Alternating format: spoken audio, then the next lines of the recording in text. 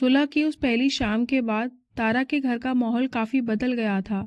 घर के बड़ों के चेहरों पर जो तनाव बरसों से जमा था, अब वो धीरे धीरे कम होने लगा था। विशंबरनाथ अब अक्सर धूप में बैठकर मुस्कुराते हुए पुरानी कहानियां सुनाते थे। उन्हें लग रहा था कि उनकी जिंदगी का सबसे बड़ा बोझ अब उतरने लगा है। 4 दिन बाद की बात है। दोपहर का समय था। तारा आंगन में लगे पौधों को पानी दे रही थी कि तभी दरवाजे पर एक काली गाड़ी रुकी। गाड़ी से एक साफ सुथरे कपड़ों में आदमी उतरा। वो सीधा बरामदे की तरफ बढ़ा, जहां विशंबरनाथ और महेंद्र बैठे कुछ हिसाब किताब देख रहे थे। विशंबर जी, ठाकुर साहब ने संदेशा भेजा है। उस आदमी ने बहुत ही आदर से झुककर कहा। दादाजी ने चश्मा उतारकर मेज पर रखा। कहिए, क्या संदेशा है? ठाकुर साहब ने कहा है कि सुलह की शुरुआत आपके घर से हुई है, तो अब दस्तूर के मुताबिक मेहमान नवाजी का मौका उन्हें मिलना चाहिए। उन्होंने अगले इतवार को आप सभी को सब परिवार रात के खाने पर बुलाया है। उन्होंने खास तौर पर कहा है कि घर की बहुएं और बिटिया भी साथ आएं, ताकि घर की औरतें भी आपस में मिल बैठ सकें। जैसे ही उस आदमी ने ये बात कही, घर के अंदर से सावित्री और दादी भी बाहर निकल आईं। सबकी आंखों में एक ही चमक थी। ये तो बहुत अच्छी बात है, विशंबरनाथ ने खुश होते हुए कहा। ठाकुर साहब से कहना कि हम जरूर आएंगे। ये जानकर दिल को बड़ा सुकून मिला कि वो भी इस रिश्ते को आगे बढ़ाना चाहते हैं। जब वो आदमी चला गया तो घर में जैसे खुशियों की लहर दौड़ गई। बाबूजी, मुझे तो यकीन ही नहीं हो रहा, उन्होंने घर की औरतों को भी बुलाया है। इसका मतलब है कि अब वो पुरानी रंजिशें पूरी तरह खत्म करना चाहते हैं। महेंद्र ने राहत की सांस लेते हुए कहा। अगला पूरा हफ्ता तैयारी में गुजरा। सावित्री और दादी इस बात की चर्चा करती रहती कि वहाँ क्या पहनना है। तारा के मन में मिलीजुली भावनाएं थीं। एक तरफ वो खुश थी कि उसके परिवार को अब डर और नफरत के साए में नहीं जीना पड़ेगा, लेकिन दूसरी तरफ उसे रतन की वो ठंडी और गहरी आंखें याद आ रही थी, जो उसे रह रहकर बेचैन कर देती थीं। इतवार की वो शाम भी आ गई। तारा ने अपनी मम्मी के कहे मुताबिक अपना गुलाबी सूट पहना था, जिस पर बारीक सुनहरी कढ़ाई थी, कानों में छोटी सी बालियां और माथे पर एक बिंदी। वो बहुत ही मासूम और प्यारी लग रही थी। जब उनकी गाड़ी ठाकुर दिग्विजय सिंह की हवेली के ऊंचे और भारी दरवाजों के अंदर दाखिल हुई तो तारा का दिल जोर जोर से धड़कने लगा। जैसे ही वो गाड़ी से उतरे, खुद ठाकुर दिग्विजय सिंह और उनके भाई विक्रम स्वागत के लिए बाहर आए। आइए आइए विशंबर जी, आओ महेंद्रनाथ, आप लोगों का इंतजार ही हो रहा था, दिग्विजय सिंह ने गर्मजोशी से कहा। अंदर कदम रखते ही उनका सामना घर की औरतों से हुआ। रतन की माँ विभा और विक्रम की पत्नी पल्लवी रेशमी साड़ियों में सजी हुई थी। विभा के चेहरे पर एक सख्त लेकिन मेहमान नवाजी वाली मुस्कुराहट थी। अरे सावित्री बहन, आइए, बहुत सुना है आपके बारे में। विभा ने आगे बढ़कर सावित्री और दादी का स्वागत किया। पल्लवी ने भी मुस्कुराकर सबका आदर किया। हवेली अंदर से बहुत आलीशान थी। सबको बड़े से ड्राइंग रूम में बिठाया गया। नौकरों ने फौरन ठंडा शरबत और मेवे पेश किए। विभा ने सावित्री के पास बैठते हुए कहा, आज पहली बार ऐसा लग रहा है कि ये हवेली सच में एक घर बनी है, वरना तो यहाँ सिर्फ मर्दाना बातें ही चलती रहती थीं। तारा चुपचाप अपनी माँ के पास बैठी थी। तभी उसकी नज़र कमरे के दूसरे कोने पर पड़ी। रतन वहाँ खड़ा अपने पिता और महेंद्र के साथ कुछ बातें कर रहा था। उसने काली शर्ट पहनी थी, जिसके बटन कलाई तक बंद थे। वो बात तो बड़ों से कर रहा था, लेकिन उसकी नज़रें बार बार घूमकर तारा पर अटक जाती थीं। रतन का देखना सामान्य नहीं था। उसकी आंखों में कोई मुस्कुराहट नहीं थी, बल्कि एक ऐसी गहराई थी जैसे वो तारा को नहीं बल्कि उसके पीछे छिपे किसी सच को पढ़ रहा हो। तारा ने भी जब उसकी तरफ देखा, उसे लगा कि रतन की नजरों में एक अजीब सा खिंचाव है, जो उसे डरा भी रहा था। तभी पल्लवी चाची तारा के पास आई। कितनी प्यारी बिटिया है आपकी सावित्री जी, बिल्कुल अपनी माँ पर गई है। उन्होंने मुस्कुराते हुए तारा के सर पर हाथ रखा। तारा, डरो मत बेटा, अब यह घर भी तुम्हारे अपनों का ही है। तारा ने झिझक से मुस्कुराकर सर झुका लिया। उसे महसूस हुआ कि रतन अब भी उसे ही देख रहा है। रतन ने अपनी उंगली की अंगूठी को एक बार जोर से घुमाया और फिर बड़े कदमों से चलता हुआ उनकी तरफ आया। चाची, पापा आपको और माँ को अंदर बुला रहे हैं, शायद खाने की मेज तैयार करने के लिए कह रहे हैं, रतन ने बहुत ही सपाट लहजे में कहा। विभा और पल्लवी मुस्कुराते हुए अंदर चली गईं। अब रतन और तारा के बीच कुछ ही फासला था। तो कैसी लग रही है हमारी हवेली? रतन ने अपनी आवाज को बहुत धीमा रखा। तारा ने संभलते हुए कहा, बहुत अच्छी है, काफ़ी बड़ी भी है। बड़ी तो है, रतन ने तारा की आंखों में झांकते हुए कहा, पर यह चीज़ें जितनी ऊपर से शांत दिखती हैं, अंदर से उतनी होती नहीं। यहाँ की दीवारों को पुरानी बातें भूलने की आदत नहीं है। तारा को उसकी बात सुनकर फिर से वही सिरन महसूस हुई। वो कुछ समझ नहीं पाई कि रतन उसे चेतावनी दे रहा था या सिर्फ बात कर रहा था। वो तारा को ऐसे देख रहा था जैसे वो कोई मेहमान नहीं, बल्कि उसकी कोई कीमती चीज़ हो जिसे उसने बहुत इंतज़ार के बाद हासिल किया हो। खाना लग गया है, आइए, विभा जी ने अंदर से आवाज़ दी। सब लोग खाने की मेज़ की तरफ बढ़ने लगे। मेज़ पर चांदी के बर्तनों में शाही खाना सजा हुआ था। सुगंध ऐसी थी कि भूख और बढ़ जाए। सब लोग बैठे और खाना शुरू हुआ। माहौल बहुत ही अच्छा लग रहा था। दिग्विजय सिंह और विशंबर नाथ एक दूसरे के आमने सामने बैठे और हंसी मजाक करने लगे। लेकिन उस पूरी महफिल में तारा को बार बार यह महसूस हो रहा था कि रतन की निगाहें सिर्फ उस पर टिकी हैं। वो खाना कम खा रहा था और उसे ज़्यादा देख रहा था। उसकी नज़रों का वो अजीब सा अंदाज तारा के अंदर एक खलबली मचा रहा था। उसे लगा जैसे वो सुलह सिर्फ एक पर्दा है। खाने के बाद सब लोग वापसी उसी बड़े हॉल में आकर बैठ गए। माहौल बहुत ही खुशनुमा था। नौकरों ने छोटी छोटी प्यालियों में गरम इलायची वाली चाय पेश की। विशंबर नाथ और ठाकुर दिग्विजय सिंह एक ही सोफे पर बैठे पुराने दिनों की कुछ अच्छी यादें साझा कर रहे थे। ऐसा लग रहा था जैसे 20 साल का वो कड़वा वक्त कभी बीच में आया ही नहीं था। अचानक ठाकुर दिग्विजय सिंह ने चाय का कप मेज पर रखा और थोड़े गंभीर हो गए। उन्होंने एक नज़र अपने बेटे रतन पर डाली और फिर विशंबर नाथ की तरफ मुड़े। विशंबर जी, ठाकुर ने बड़े ही संजीदा लहजे में बात शुरू की, आज आपकी वजह से इस हवेली में जो रौनक आई है उसने मेरे दिल का एक बहुत बड़ा बोझ उतार दिया है। लेकिन मेरे मन में एक बात आई है, अगर आप बुरा ना माने तो मैं कुछ कहना चाहता हूँ। कमरे में अचानक सन्नाटा छा गया। विशंबर नाथ ने मुस्कुराते हुए कहा, कहिए ठाकुर साहब, अब तो हम अपनों की तरह बैठे हैं, झिझक कैसी। ठाकुर दिग्विजय सिंह ने एक लंबी सांस ली और सबके चेहरों पर नजर घुमाई। 20 साल पहले इसी घर का एक चिराग बुझा था। उस हादसे ने हमारे खानदानों के बीच नफरत की एक बहुत गहरी खाई खोद दी थी। आज हम यहाँ साथ बैठे हैं, पर मैं चाहता हूँ कि ये नफरत हमेशा हमेशा के लिए जड़ से खत्म हो जाए। मैं चाहता हूँ कि जो खाई मौत ने खोदी थी उसे हम एक नई जिंदगी से भर दें। विशंबर नाथ थोड़े हैरान हुए। मैं कुछ समझा नहीं ठाकुर साहब। ठाकुर ने सीधे विशंबर नाथ की आंखों में झांका। मैं चाहता हूँ कि हम इस सुलह को एक रिश्ते में बदल दें। मैं अपने बड़े बेटे रतन के लिए आपके घर की बेटी तारा का हाथ मांगता हूँ। अगर तारा हमारे घर की बहू बनकर आएगी तो ये दुश्मनी सिर्फ खत्म नहीं होगी बल्कि प्यार में बदल जाएगी। फिर कोई नहीं कह पाएगा कि इन दो खानदानों के बीच कभी जंग हुई थी। ये सुनते ही जैसे कमरे की हवा थम गई। विशंबर नाथ के चेहरे पर पहले गहरा आश्चर्य आया। महेंद्र और सावित्री ने एक दूसरे की तरफ झटके से देखा। तारा जो एक तरफ बैठी थी उसके हाथ से चम्मच गिरते गिरते बचा। उसे लगा जैसे उसके पैरों तले से जमीन खिसक गई हो। विशंबर नाथ कुछ पल के लिए खामोश रहे। फिर उनके चेहरे पर एक ऐसी खुशी उभरी जैसे उन्हें दुनिया की सबसे बड़ी दौलत मिल गई हो। ठाकुर साहब, आपने तो वो बात कह दी जो मेरे जहन में भी नहीं थी। मैं तो सिर्फ दोस्ती का हाथ बढ़ाने आया था, पर आपने तो मुझे अपना बनाने की बात कह दी। विभा जी ने आगे बढ़कर सावित्री के हाथ थाम लिया। सावित्री बहन, तारा जैसी सुलझी हुई लड़की अगर मेरी बहू बनेगी तो मुझे लगेगा कि मेरे घर की बरकत लौट आई है। आप मना मत कीजिएगा। पल्लवी चाची ने भी उत्साह से कहा, हाँ भाभी, तारा तो है ही इतनी प्यारी। हमारे रतन के साथ इसकी जोड़ी बहुत जमेगी।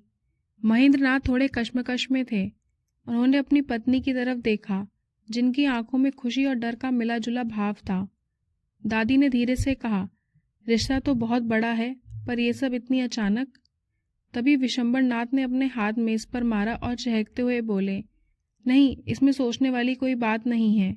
ठाकुर साहब, आपने आज मेरी उम्र 10 साल बढ़ा दी। अगर इस शादी से दोनों परिवारों के बीच आई वो मनहूस दूरी हमेशा के लिए ख़त्म हो सकती है तो मुझे ये रिश्ता मंजूर है। तारा सिर्फ मेरी पोती नहीं है, वो मेरी जान है, और मैं उसे आपके जैसे ऊंचे खानदान में सौंपते हुए गर्व महसूस करूंगा। हॉल में मुबारकबाद का शोर मच गया। दिग्विजय सिंह और विशंबर नाथ फिर से गले मिले, लेकिन उस शोर के बीच तारा का दम घुट रहा था। वो बड़ी बड़ी आंखों से अपने दादाजी को देख रही थी। इतनी जल्दी? मुझसे एक बार पूछा तक नहीं। उसे याद आया कि कैसे बचपन में इस घर से दूर रहने को कहा गया था और अब अचानक उसी घर में ताउम्र के लिए भेजा जा रहा था। उसने अपनी माँ की तरफ देखा। सावित्री की आंखों में उलझन साफ थी। उन्हें भी लगा कि दादाजी ने जोश में आकर बहुत जल्दी हाँ कर दी है। महेंद्र ने भी सर झुका लिया था, क्योंकि वो अपने पिता के फैसले के खिलाफ कभी नहीं जा सकते थे। पूरे परिवार में एक अजीब सी खामोशी और बेचैनी थी, जो खुशी के दिखावे के पीछे छुपी थी। तारा ने अपनी नजरें घुमाई और उसका सामना रतन से हुआ। रतन अपनी जगह से हिला तक नहीं। वो सोफे पे टेक लगाए बैठा था और उसके चेहरे पर एक ऐसी मुस्कान थी जो जीत की गवाही दे रही थी। वो अपनी भारी अंगूठी को धीरे धीरे घुमा रहा था। उसकी आंखों में वो पहले वाला अजीब सा खिंचाव अब और भी गहरा हो गया था। वो तारा को ऐसे देख रहा था जैसे उसने कोई बाजी जीत ली हो। तारा को उसकी नजरों से प्यार कम और एक डरावना अधिकार ज्यादा महसूस हुआ। मुबारक हो भाई साहब। विक्रम ने रतन के कंधे पर हाथ रखा। अब तो ये घर सच में महल बन जाएगा। रतन ने कुछ नहीं कहा, बस तारा की आंखों में अपनी नजरें गड़ाए रखा। तारा को महसूस हुआ कि उसे इस फैसले में शामिल ही नहीं किया गया। वो सिर्फ एक समझौता थी जिसे दो बड़े लोगों ने अपनी पुरानी रंजिशों को दफनाने के लिए इस्तेमाल किया था। उसके सपनों, उसकी पसंद और उसकी जिंदगी का कोई मोल ही नहीं था। जब विदा होने का वक्त आया तो दिग्विजय सिंह बहुत ज्यादा उत्साहित थे। हम जल्दी पंडित जी को बुलाएंगे और शुभ मुहूर्त निकलवाएंगे। विशंबर नाथ ने मुस्कुराकर कहा, बिल्कुल, अब देरी कैसी। विभा ने सावित्री को गले लगाया। बाहर निकलते समय तारा ने मुड़कर हवेली की तरफ देखा। रतन बरामदे के खंबे के पास खड़ा उसे ही देख रहा था। उसने एक हाथ अपनी जेब में डाला हुआ था और दूसरे हाथ से अपनी अंगूठी घुमा रहा था। गाड़ी में वापस जाते समय घर के बड़ों के बीच बातें हो रही थी। तारा के दादाजी ने एक लंबी और सुकून भरी सांस ली। आज मेरा जीवन सफल हो गया। महेंद्र, देख लेना, अब सब ठीक हो जाएगा। महेंद्र और सावित्री थोड़े चुप थे। उनके मन में कहीं ना कहीं ये खटक रहा था कि बाबूजी ने जल्दबाजी कर दी है, लेकिन वो बाबूजी की खुशी के आगे मजबूर थे। तारा गाड़ी की खिड़की से बाहर भागते पेड़ों को देख रही थी। उसकी आंखों में आंसू थे जो वो किसी को दिखाना नहीं चाहती थी। उसे लग रहा था कि वो बलि का जानवर है जिसकी बलि अब उस सुलह की वेदी पर दी जाने वाली है। उसने एक आखिरी बार पीछे मुड़कर देखा। हवेली के ऊंचे गेट बंद हो रहे थे और उसे ऐसा महसूस हुआ जैसे वो गेट नहीं बल्कि उसकी आजादी के रास्ते हमेशा के लिए बंद हो रहे थे। रतन की वो ठंडी मुस्कान अब भी उसके जहन में बिजली की तरह चमक रही थी। अगली सुबह जब तारा की आंख खुली तो सूरज की पहली किरण खिड़की से सीधे उसके चेहरे पर पड़ रही थी, लेकिन आज उस धूप में वो पहले वाली गर्माहट नहीं थी। रात भर वो सो नहीं पाई थी। उसकी आंखों के सामने बार बार वही मंजर घूम रहा था। हवेली का वो भारी हॉल, दादाजी की दलबाजी में की गई हाँ और रतन की वो डरावनी ठंडी मुस्कान। वो कमरे से बाहर आई तो देखा कि घर का नजारा पूरी तरह बदल चुका था। बैठक में दादाजी, महेंद्र जी, सावित्री और दादी साथ बैठे थे। मेज पर नाश्ता सजा था, लेकिन किसी का ध्यान खाने पर नहीं था। वे सब बहुत संजीदगी से कल रात के फैसले पर बात कर रहे थे। महेंद्र जी के चेहरे पर अरबी उलझन के साए थे। उन्होंने चाय का कप मेज पर रखा और दादाजी की तरफ देखा। बाबूजी, कल से मेरा मन थोड़ा भारी है। क्या आपको नहीं लगता कि हमने हाँ करने में थोड़ी जल्दबाजी कर दी? आखिरकार ये तारा की पूरी जिंदगी का सवाल है। विशंबर जी ने चश्मा उतारकर एक तरफ रखा और गहराई से महेंद्र की तरफ देखा। महेंद्र, मैं जानता हूँ तुम क्या सोच रहे हो, पर जरा सोचो। ठाकुर दिग्विजय सिंह जैसे ऊंचे रसूख वाले आदमी ने खुद झुककर हमारी बेटी का हाथ मांगा है। ये कोई मामूली बात नहीं है। ये सिर्फ एक शादी नहीं, ये उस 20 साल पुराने कलंक को धोने का मौका है जो हमारे खानदान पर लगा है। वो तो ठीक है बाबूजी, सावित्री ने धीरे से कहा, पर रतन, हमने उसे ठीक से जाना भी नहीं। वो थोड़ा सख्त मिजाज लगता है। जमाना बदल गया है बहू, दादाजी ने बीच में टोका। आजकल के लड़के ऐसे ही रौबीले होते हैं, पर खानदान तो वही है ना। हमारी बेटी उस घर की बड़ी बहू बनेगी, रानी बनकर राज करेगी और सबसे बड़ी बात, हमारे पास ही रहेगी। जब जी चाहा अपनी बेटी को आंखों के सामने देख लेंगे। तारा जो दरवाजे के पास खड़ी ये सब सुन रही थी, अब और खुद को रोक नहीं पाई। वो तेज कदमों से चलते हुए सबके बीच आ खड़ी हुई। उसकी आंखें लाल थीं और आवाज में एक अजीब सी तड़प थी। मुझे नहीं करनी ये शादी। तारा की आवाज ने कमरे के सन्नाटे को चीर दिया। सब लोग चौंक कर उसे देखने लगे। दादाजी ने हैरानी से पूछा, ये क्या कह रही हो बेटी? मैं सच कह रही हूँ दादाजी, मुझे रतन पसंद नहीं है। उनकी आंखें, उनका बात करने का अंदाज मुझे बहुत डराता है। कल जब वो मुझसे बात कर रहे थे तो मुझे जरा भी अपनापन महसूस नहीं हुआ। मुझे ऐसा लगा जैसे वो मुझसे बदला लेना चाहते हों। प्लीज दादाजी, ये शादी रोक दीजिए। तारा की आवाज सिसकियों में बदल गई। महेंद्र और सावित्री का दिल अपनी बेटी की हालत देखकर पसीज गया। महेंद्र उठकर तारा के पास आए और उसके सर पर हाथ रखा। तारा, शांत हो जाओ बेटा। लेकिन दादाजी का रुख थोड़ा सख्त हो गया। तारा, तुम अभी बच्ची हो, तुम सिर्फ भारी शक्ति देख रही हो। रतन एक जिम्मेदार लड़का है, और रही बात डर की, तो शादी के बाद जब तुम साथ रहोगी तो वो सब ठीक हो जाएगा। ये खानदान की इज्जत का सवाल है। क्या तुम चाहती हो तुम्हारे चाचा पूरी जिंदगी उसी अपराधी की तरह जिएं? क्या तुम नहीं चाहती कि हमारे परिवार को समाज में फिर से वही सम्मान मिले? तारा बेबसी से अपनी माँ की तरफ देखने लगी। सावित्री ने उसे देखा, पर वो भी कुछ कह नहीं पाई। उन्हें भी लगने लगा था कि दादाजी की बात में वजन है। इतनी बड़ी दुश्मनी खत्म करने का इससे बेहतर रास्ता और क्या हो सकता है। तभी मेज पर रखे महेंद्र जी के फोन की घंटी बजी। फोन ठाकुर दिग्विजय सिंह का था। महेंद्र ने फोन उठाया और लाउड स्पीकर पर डाल दिया। दिग्विजय सिंह की दमदार आवाज पूरे कमरे में गूंजी। नमस्ते महेंद्र जी, उम्मीद है कल की थकान उतर गई होगी। जी ठाकुर साहब, बिल्कुल, महेंद्र ने विनम्रता से जवाब दिया। महेंद्र जी, मैंने अभी पंडित जी से बात की है। उन्होंने कुंडली मिलाई है और बताया है कि तारा और रतन का जोड़ा बहुत ही शुभ है। लेकिन एक बात है, पंडित जी कह रहे थे कि अगले महीने की 14 तारीख को शादी का सबसे उत्तम मुहूर्त है। उसके बाद अगले पूरे 1 साल तक कोई शुभ दिन नहीं है। कमरे में सब एक दूसरे को देखने लगे। अगले महीने? पर ठाकुर साहब, ये तो बहुत जल्दी है, तैयारियां कैसे होंगी? महेंद्र ने घबराहट में पूछा। तैयारियों की आप फिक्र ना करें, वो सब हम मिलजुल कर देख लेंगे। हम नहीं चाहते कि ये शुभ काम 1 साल के लिए टल जाए। खुशियों के दरवाजे पर दस्तक हुई है तो उसे अंदर आने देना चाहिए, और मैं चाहता हूँ कि कल ही हम रोका कर लें। बस एक छोटा सा दस्तूर, ताकि रिश्ता पक्का हो जाए। विशंबर नाथ ने महेंद्र के हाथ से फोन लिया और चहकते हुए बोले, ठाकुर साहब, आप जो कहेंगे हमें मंजूर है। कल का दिन शुभ है तो कल ही सही। फोन कटने के बाद घर में जैसे एक हलचल सी मच गई। तारा सन्न रह गई थी। कल रात को बात चली थी और आज उसके रोके की तारीख तय हो गई। सब कुछ इतनी तेजी से हो रहा था जैसे कोई फिल्म चल रही हो। देखा तारा, दादाजी ने उत्साहित होकर कहा। खुद ठाकुर साहब कितनी जल्दी में हैं। उन्हें भी तुम्हारी बहुत फिक्र है। अब जाकर तैयारियां देखो, कल तुम्हारे ससुराल वाले यहाँ आएंगे। तारा कुछ कहना चाहती थी, पर उसके पास अब कोई शब्द नहीं बचे थे। वो अपने कमरे की तरफ भाग गई और दरवाजा बंद कर लिया। उसे लग रहा था जैसे उसे एक ऐसे समंदर में धकेल दिया गया है जहाँ की लहरों पर उसका कोई बस नहीं है। अगला पूरा दिन और रात घर की साज सज्जा में बीत गए। घर के नौकर बाजार से ताज़ा फूलों की लड़ियां और मिठाई के डब्बे ले आए। पूरे घर को गेंदे के पीले और नारंगी फूलों से सजाया गया। आंगन में मेहमानों के बैठने के लिए खास व्यवस्था की गई थी।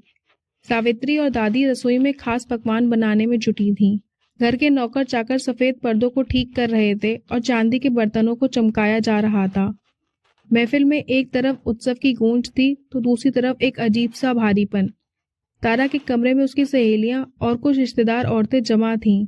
वो सब तारा को सजाने में लगी थीं। अरे तारा, इतनी उदास क्यों है? इतनी बड़ी हवेली की बहू बनने जा रही है, खुश हो जा, एक मौसी ने छेड़ते हुए कहा। तारा बस फीकी मुस्कान देती रही। उसने आज सुनहरे बॉर्डर वाला हल्का पीला सूट पहना था। उसकी मां ने उसके हाथों में शगुन की चूड़ियां पहनाई। तारा की आंखें बार बार आईने में खुद को देख रही थी, पर उस आईने में वो पुरानी चंचल तारा कहीं नजर नहीं आ रही थी। दोपहर के 3 बज रहे थे। बाहर गाड़ियों के हॉर्न की आवाज सुनाई दी। ठाकुर दिग्विजय सिंह, विक्रम, उनकी पत्नी पल्लवी और विभाजी अपनी गाड़ियों के काफिले के साथ पहुंचे। विशंबर जी और महेंद्र ने बाहर जाकर उनका भव्य स्वागत किया, लेकिन सबकी नजर रतन को ढूंढ रही थी। रतन सबसे आखिर में अपनी गाड़ी से उतरा। उसने सफेद रंग का नवाबी कुर्ता पजामा और ऊपर से गहरे रंग की जैकेट पहनी थी। वो हमेशा की तरह सख्त और शांत था। सब लोग बैठक में आकर बैठे। विक्रम सिंह ने एक बड़ा सा चांदी का थाल मेज पर रखा, जिसमें सोने के गहने, फल और महंगे कपड़े थे। ये हमारी तरफ से छोटी सी भेंट, विभा जी ने मुस्कुराते हुए चांदी की थाल महेंद्र जी की पत्नी सावित्री की ओर बढ़ाई। थाल में रखे भारी सिल्क के जोड़े और सोने के कंगन अपनी चमक बिखेर रहे थे। महेंद्र जी ने नम आंखों से उन कीमती उपहारों को देखा और हाथ जोड़ते हुए बोले, विभा जी, आप लोगों ने तो पहले ही हमें अपना बनाकर इतना बड़ा मान दिया है। 20 साल की दूरियां खत्म हुई, हमारे लिए तो ये सबसे बड़ा उपहार है। अब इन कीमती चीजों की क्या जरूरत थी? बस हमारी बच्ची तारा को अपनी ममता और प्यार दीजिएगा। ये बात सुनकर दिग्विजय सिंह खिलखिलाकर हंसे और महेंद्र के कंधे पर हाथ रखते हुए बड़े ही अपनेपन से बोले, महेंद्र जी, आज से ये सब लेन देन की बातें पुरानी हुई। आज तो हम यहाँ किसी रुतबे या दुश्मनी के साथ नहीं, बल्कि सिर्फ एक पिता की हैसियत से आए हैं। वैसे बातों बातों में हम भूल गए, हमारी होने वाली बहू कहाँ है? उसे भी तो बुलाइए, आखिर राज की रौनक तो वही है। सावित्री जी ने नजरें नीचे की और जवाब दिया, बस अभी आती ही होगी ठाकुर साहब। आप तो जानते ही हैं, लड़कियां तैयार होने में और अपनी सहेलियों के साथ थोड़ा वक्त लेती ही हैं। उसकी मौसी और सहेलियां उसे बस लेकर आ रही होंगी। तभी पल्लवी चाची ने माहौल को और हल्का करते हुए कहा, बिल्कुल सही कह रही हैं आप सावित्री जी। आखिर रोके का दिन है, दुल्हन का सबसे अलग दिखना तो बनता ही है। हमने भी रतन को तैयार होने में बड़ी मुश्किल से मदद की है। ये तो आज सीधे यहाँ आने को तैयार भी नहीं था। कह रहा था कि सब घरवाले तो जा ही रहे हैं। उनकी इस बात पर सब मुस्कुरा दिए और रतन ने अपनी नजरें झुका लीं। तभी तारा के कमरे का दरवाजा धीरे से खुला और वो अपनी सहेली और मौसी के बीच सिमटी हुई धीमे कदमों से बाहर आई। पीले रंग के रेशमी सूट में वो किसी ढलती शाम की आखिरी किरण जैसी लग रही थी। उसका सिर झुका हुआ था और लंबी पलकें उसकी आंखों में छिपे घबराहट को ढांपने की कोशिश कर रही थी। उसका दिल इतनी जोर से धड़क रहा था कि उसे अपनी ही धड़कन सुनाई दे रही थी। हॉल में बैठे सभी लोगों की बातचीत थम गई, सबकी नजरें उस पर टिक गईं। तारा को ऐसा महसूस हो रहा था जैसे वो कांच के किसी फर्श पर चल रही हो, जहां एक भी गलत कदम सब कुछ बिखेर सकता है। वो चुपचाप उसी कुर्सी पर बैठ गई जो आंगन के बीचों बीच सजाई गई थी। पल्लवी चाची ने धीरे से कहा, देख रही हो दीदी, तारा बिल्कुल परी जैसी लग रही है। सादगी ही इसकी खूबसूरती है। विभा जी ने तारा की ओर देखते हुए कहा, सही कहा पल्लवी, हमारी हवेली की रौनक बढ़ा देगी तारा। रतन अपने पिता के पास सोफे पर बैठा था। आज उसके चेहरे पर वो पहले जैसी कड़वाहट नहीं थी।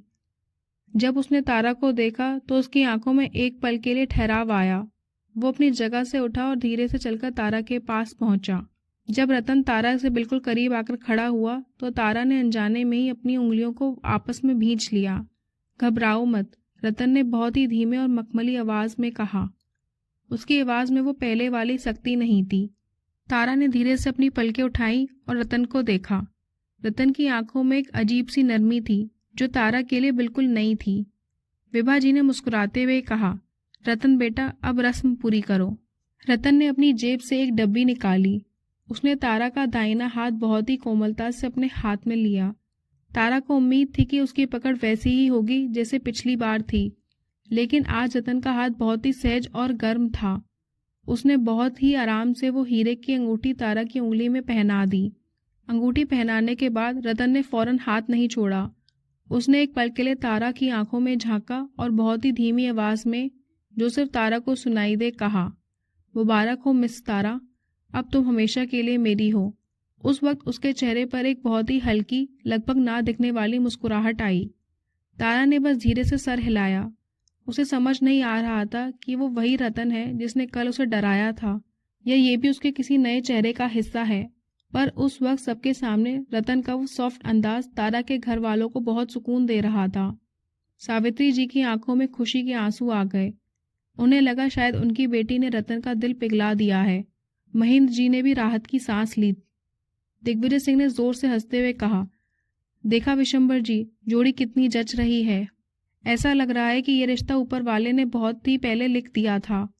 आसपास लोग तालियां बजा रहे थे, खुशियां मना रहे थे, फूल बरसा रहे थे, पर तारा को सिर्फ रतन की वो पकड़ महसूस हो रही थी। रतन वापस जाकर अपने पिता के पास बैठ गया, पर उसकी नजरें रह रहकर तारा पर ही जा रही थी। वो अब भी शांत था, पर उस शांति में अब एक तरह का अपनापन सा दिख रहा था। रोके की रस्म पूरी हो गई थी। शादी की तारीख अगले महीने की 14 तय कर दी गई। महेंद्र ने थोड़ा हिचकिचाते हुए कहा, ठाकुर साहब, वक्त बहुत कम है, तैयारियां शायद उतनी अच्छी ना हो पाएं जितनी आप उम्मीद कर रहे हैं। दिग्विजय सिंह ठहाका मारते हुए बोले, अरे महेंद्र, भव्यता तो खुशियों से होती है, तामझाम से नहीं। दोनों परिवारों ने मिलकर मिठाइयाँ बांटी। विशंबर जी की आंखों में आंसू थे, पर वो खुशी के थे। उन्हें लग रहा था कि उन्होंने अपनी पोती को खुशियों के महल में भेज दिया है। तारा अपनी उंगली में चमकते हुए हीरे को देख रही थी। रतन का वो बदला हुआ व्यवहार उसे उलझन में डाल रहा था। वो अंगूठी अब उसकी नई पहचान बनने वाली थी। हवेली के बाहर जब गाड़ियों के इंजन की आवाज़ धीरे धीरे दूर होती गई, तब जाकर विशंबर जी ने राहत की एक लंबी सांस ली। घर के आंगन में अभी भी गेंदे के फूलों की पंखुड़ियां बिखरी हुई थी। महेंद्र जी और सावित्री एक दूसरे को देख रहे थे। उनकी आंखों में एक संतुष्टि तो थी, पर माता पिता होने के नाते एक अनजाना डर भी रह रहकर झांक रहा था। विशंबर जी ने सोफे पर झुकते हुए कहा, महेंद्र, आज लगा कि जो बोझ मैं लेकर मरता वो आज उतर गया। उनकी आवाज में थकान से ज्यादा सुकून था। उधर अपने कमरे के बंद दरवाजे के पीछे तारा एक बेजान मूरत की तरह आईने के सामने खड़ी थी। उसने अपनी उंगली उठाई और अंगूठी को देखा। तारा को वो किसी हथकड़ी से कम नहीं लग रही थी। तारा ने कमरे की खिड़की खोली। बाहर अंधेरा गहरा हो चुका था। उसे अपना बचपन याद आने लगा। वही आंगन जहाँ वो बेफिक्र होकर दौड़ती थी, अब उसे पराया लगने लगा था।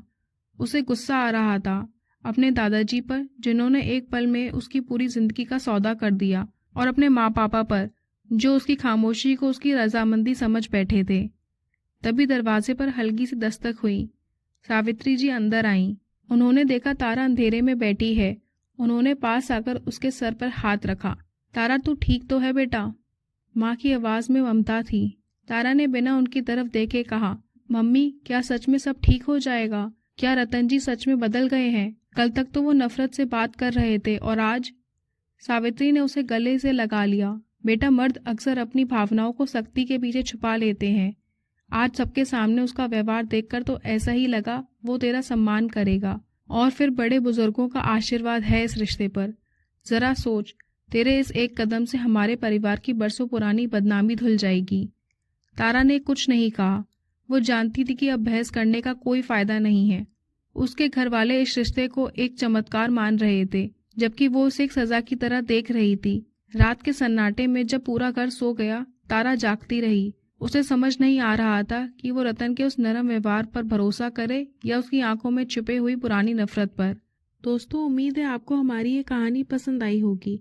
अगर आपको अच्छी लगी हो तो वीडियो को लाइक करें और चैनल को सब्सक्राइब करें। स्टोरी अगली वीडियो में कंटिन्यू